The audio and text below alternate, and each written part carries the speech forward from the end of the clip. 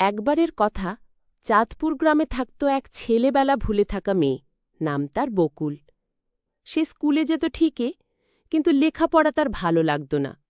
বই খুললেই তার হাই উঠে যেত। একদিন সে বাজার থেকে একটা পুরনো কলম কিনে আনল, দাম মাত্র 2 টাকা।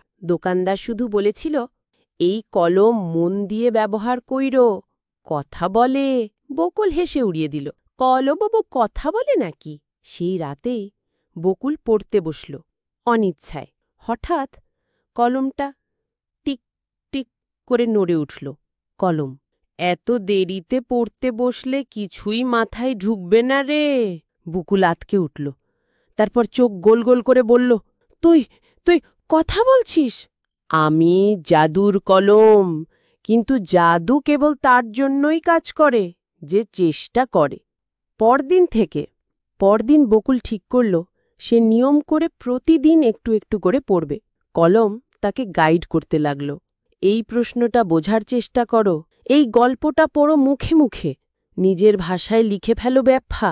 শুধু লিখে নয়, বকুল বুঝেও পড়তে লাগল। আর দিন দিন তার ভেতরে একটা আলোর মতো আত্মবিশ্বাস জন্ম নিতে লাগল। 1 মাস পরে স্কুলে কুইজ প্রতিযোগিতা হলো। সবাই অবাক, বকুল প্রথম হলো। বকুল, কি পরিবর্তন হয়েছে তোমার? বকুল মুচকি হেসে বলল, আমি শুধু চেষ্টা করতে শিখেছি। আর একটা কথা বলা কলম, বাকিটা জাদু নয়, নিজেই করেছি। চেষ্টা করলেই নিজের ভেতরের ম্যাজিক জেগে ওঠে।